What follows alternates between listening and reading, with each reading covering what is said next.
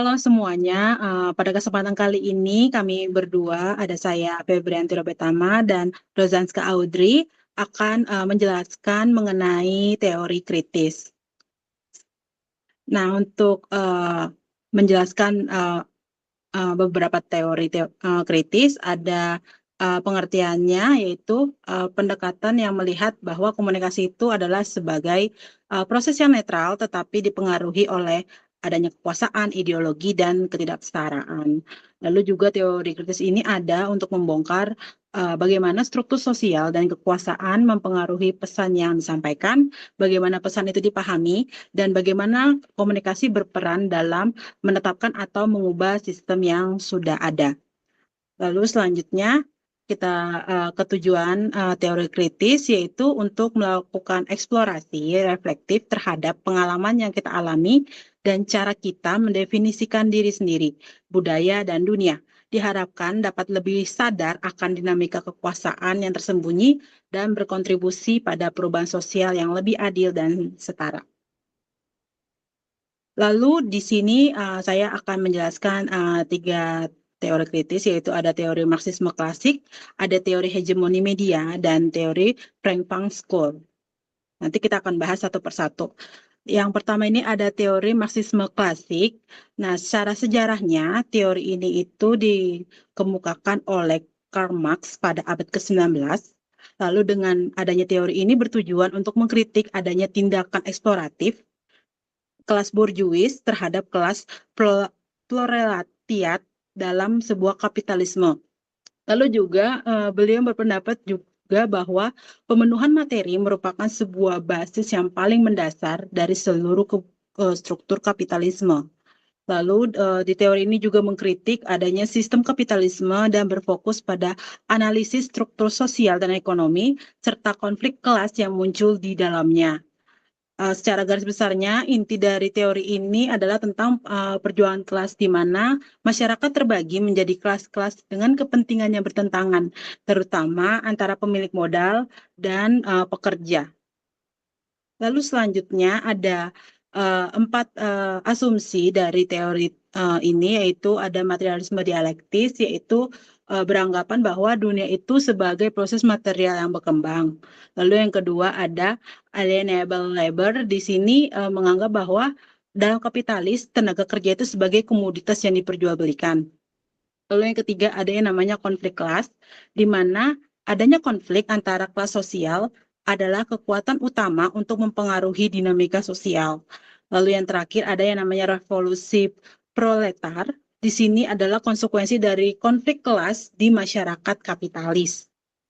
Lalu selanjutnya dari penerapan teori ini ada 3 poin, yaitu adanya kesenjangan pendapat antara pekerja kasar dan pekerja kerah putih, yang dimana dalam teori ini memang ada perbedaan kelas antara pemilik modal maupun pekerja itu sendiri. Lalu juga dalam akses pendidikan juga sangat terlihat bahwa orang yang memiliki kekuasaan justru dalam segi pendidikan dia juga mendapat hak yang jauh lebih banyak. Lalu selanjutnya seperti aksi gerakan buruh, aksi mogok, dan perlawanan terhadap PHK itu juga salah satu konkret nyata mengenai penerapan teori ini. Lalu next selanjutnya, teori yang kedua itu ada teori hegemoni media. Nah, dalam teori ini itu dipopulerkan oleh Antonio Gramsci pada tahun 1891 sampai 1937. Teori ini ada berakar dari pemikiran Antonio Gramsci, seorang pemikir Marxis Italia yang mengkritik adanya pandangan Marxisme klasik yang terlalu menekankan ekonomi sebagai penentu utama. Lalu kita berangkat ke asumsi. Di sini ada beberapa poin, yaitu media itu bukan cermin realitas, tetapi alat konstruksi realitas yang bekerja untuk kepentingan kelompok dominan. Lalu media itu membentuk persepsi publik tentang apa yang wajar dan apa yang normal. Lalu yang ketiga itu ada kekuasaan itu bertahan bukan hanya melalui represi, tetapi konsensus yang dibentuk oleh media. Lalu pemilik media itu adalah bagian dari elit ekonomi politik. Terus selanjutnya ada meskipun media itu dominan, audiens itu bisa melawan atau menegosiasikan makna.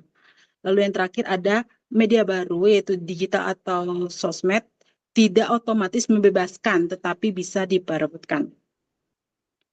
Selanjutnya dalam penerapan teori hegemoni media ini adalah adanya pembentukan opini publik. Nah, di sini media massa itu seringkali menampilkan berita atau isu tertentu secara berulang-ulang dan dengan penekanan tertentu sehingga membentuk persepsi publik tentang isu tersebut. Lalu penerapan selanjutnya itu terhadap adanya pembentukan nilai dan norma. Nah, media massa itu seringkali menampilkan gaya hidup tertentu seperti gaya hidup mewah sebagai standar kesuksesan atau kebahagiaan. Selanjutnya kita ke teori yang ketiga, yaitu teori Frankfurt School. Nah, dari sejarahnya teori ini itu didefinisikan oleh Max Horkheimer melalui esainya yang terbit pada tahun 1937. Nah, teori ini lahir dari berbagai kritik terhadap pemikiran Karl Marx yang dikembangkan dan dipraktikkan oleh para pemikir teori mazhab teori ini. Lalu yang terakhir itu ada munculnya sebagai koreksi terhadap aliran dari teori Marxis. Dan secara klasifikasi digolongkan sebagai aliran pemikiran neo-Marxisme. Lalu selanjutnya itu dari asumsi itu ada empat poin utama. Yang pertama itu adalah kritik terhadap rasionalitas instrumental. Nah, di sini itu berargumen bahwa rasionalitas yang dominan dalam masyarakat modern seringkali bersifat instrumental, yaitu berfokus pada efisiensi dan utilitas tanpa mempertimbangkan nilai-nilai etis atau kemanusiaan. Lalu yang kedua ada independensi antara struktur sosial dan individu. Nah, di sini menekankan bahwa individu itu tidak dapat dipahami dari konteks sosial dan historis mereka.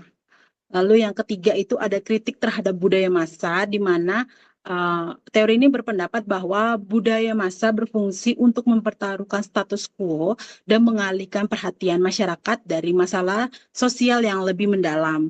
Lalu terakhir adanya peran ideologi. Nah, di sini ideologi itu memainkan peran penting dalam bentuk kesadaran sosial. Lalu selanjutnya, nah dari konsep teori ini ada 3 poin yang dimana ada teori kritis, ya itu untuk mengkritik dan mengubah masyarakat bukan hanya untuk memahami atau menjelaskan fenomena sosial. Lalu ada yang kedua, rasionalitas instrumental, yaitu merujuk pada penggunaan rasionalitas yang berfokus pada efisiensi dan utilitas, seringkali mengabaikan nilai-nilai moral dan etika. Lalu ada yang namanya budaya massa dianggap sebagai alat untuk mempertahankan status quo dan perhatian masyarakat dari masalah sosial yang lebih mendalam.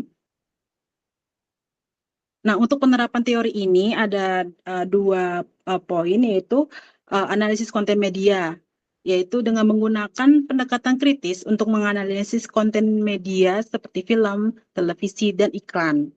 Misalnya dengan mempertanyakan bagaimana media membentuk pandangan kita terhadap gender, ras, dan kelas sosial.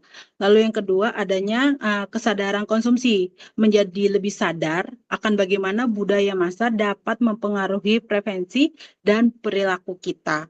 Ini termasuk dalam menghindari konsumsi konten yang memperkuat stereotip atau ideologi yang menindas. Selanjutnya akan dilanjutkan oleh Rosa Anska, silakan. Terima kasih kesempatannya Kak Febri. Selanjutnya, saya akan membahas mengenai teori kritis dalam konteks kelompok dan organisasi. Dalam sejarahnya, perluasan wacana oleh generasi kedua Frankfurt School atau Habermas, yaitu setelah generasi pertama seperti Horkheimer, Adorno, dan Marcuse, Jürgens juga sebagai tokoh utama generasi kedua yang membawa pembaruan besar dalam teori kritis.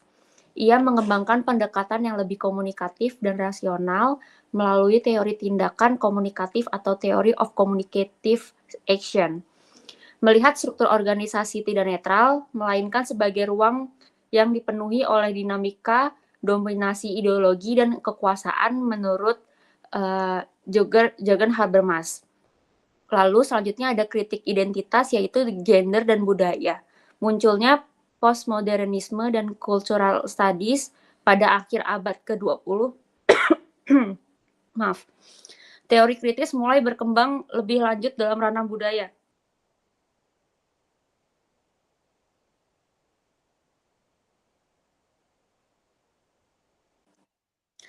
Kritik identitas gender dan budaya munculnya postmodernisme dan cultural studies. Pada akhir abad ke-20, teori kritis mulai berkembang lebih lanjut dalam ranah budaya, identitas, dan politik representasi. Lalu, kritik terhadap globalisasi dan neoliberalisme, yaitu dalam dekade-dekade terakhir, terutama pasca 1990-an, teori kritis menghadapi tantangan baru dalam bentuk globalisasi ekonomi, kapitalisme digital, dan neoliberalisme. Selanjutnya, pada penjelasan umumnya, teori ini menjelaskan bagaimana teori melihat komunikasi dalam kelompok dan organisasi sebagai wadah perjuangan kekuasaan dan dominasi. Lalu teori ini juga memperluas kritis Frankfurt untuk menganalisis bagaimana struktur organisasi melanggengkan ketimpangan. Dalam asumsinya, organisasi adalah syarat ideologi dominan, yaitu organisasi tidak berdiri netral, tetapi seringkali merefleksikan dan memperkuat nilai-nilai kelompok yang berkuasa dalam masyarakat. Lalu selanjutnya ada bahasa dan simbol organisasi mencerminkan dan memperkuat kekuasaan, yaitu bagaimana komunikasi dalam organisasi tidak hanya menyampaikan informasi, tetapi juga menciptakan dan mempertahankan struktur kekuasaan. Yang ketiga, ada anggota organisasi memiliki potensi untuk resistensi, yaitu anggota organisasi yang termarginalkan atau minoritas, perempuan, pekerja bawah, dapat menunjukkan bentuk perlawanan sehari-hari seperti melalui simbol, sikap pasif, atau reinterpretasi makna. Lalu selanjutnya ada teori wacana kecurigaan atau teori kritis konteks organisasi. Dalam konsepnya, teori ini adalah teori yang dominasi struktural atau yaitu ketimpangan melekat pada sistem birokrasi dan aturan. Dalam praktiknya teori ini adalah diskursif atau yaitu komunikasi sebagai alat pembentuk makna dominan. Lalu teori ini juga resistensi mikro, yaitu bentuk perlawanan sehari-hari dari anggota yang dimarginalkan seperti apa yang sudah saya sampaikan sebelumnya. Penerapannya yaitu analisis komunikasi top-down, dan bottom-up dalam organisasi.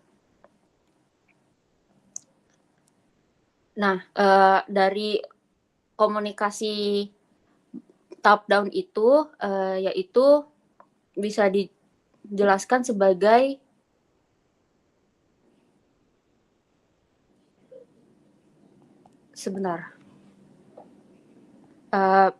lanjut untuk kajian dari teori ini adalah kajian bias struktural terhadap kelompok minoritas atau perempuan. Lalu dalam evaluasinya budaya organisasi melalui pendekatan kritis terhadap nilai-nilai dominan. Selanjutnya. Nah, ini teori wacana kecurigaan. Dalam penjelasan umumnya dikembangkan dari gagasan Michel Foucault, Jacques Derrida, dan Paul Ricoeur. Teori ini menyatakan bahwa bahasa bukan sekedar media komunikasi, tetapi alat kekuasaan. Segala wacana patut dicurigai karena bisa menyembunyikan dominasi dan ideologi. Dalam asumsinya, bahasa adalah konstruksi kekuasaan, lalu juga wacana membentuk realitas sosial, bukan sekedar mencerminkan. Kebenaran juga bentuk produk relasi kuasa.